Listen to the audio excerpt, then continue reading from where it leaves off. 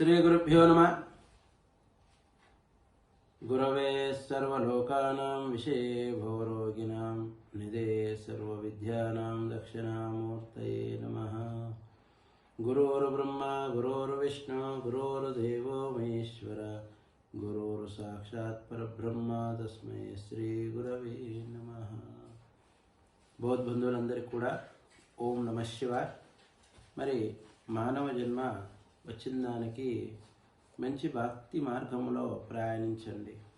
భక్తి భావంతో కూడి ఆ భగవంతుణ్ణి సేవించండి. భక్తి అనేది మనిషికి ఒక మంచి మార్గాన్ని ఇస్తుంది. అది అలవాటు పరుచుకోవాలి. ఆ అలవాటు వల్ల మనిషి మార్గదర్శకుడు అవుతాడు. అందుకు పొరపాట్లు చేయకుండా, తప్పులు చేయకుండా, సద్బుద్ధితో సంస్కారంతో నడవగలుగుతాడు. అట్టి భక్తిని ప్రతి ఒక్కరూ పెంపొందించుకోవాలి. అది అలవాటు పరుచుకోవాలి.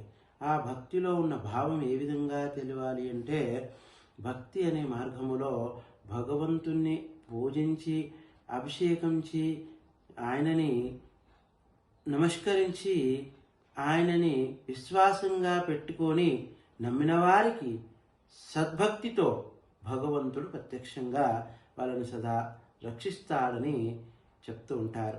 అదేవిధంగా మరి ఏదైతే భగవంతుని కోసం ఒక దేవాలయానికి పోయి నీవు ప్రదక్షిణ చేస్తే ఎంత ఆనందపడతావో, ఆ భగవంతుని నామాన్ని తలుచుకుంటూ కూడా నువ్వు నడుస్తూ ఉంటే నీది పాదయాత్రగా మారుతుంది.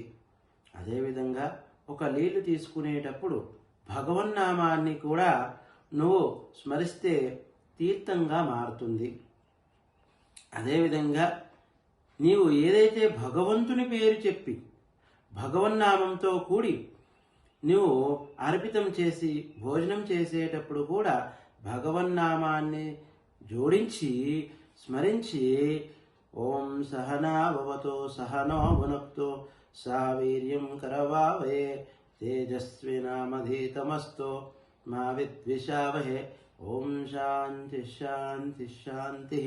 ఇదే విధంగా నీకు అనేక విధంగా ఏ నామం అయితే వస్తుందో, ఏ శ్లోకం అయితే వస్తుందో, ఏ అష్టకమైతే వస్తుందో, ఏ ఒక్క భగవంతుని నమ్మి నువ్వు స్మరిస్తున్నావో ఆ స్మరణ చేస్తే భోజనం టైంలో భగవంతుడికి నైవేద్యంగా మారుతుంది.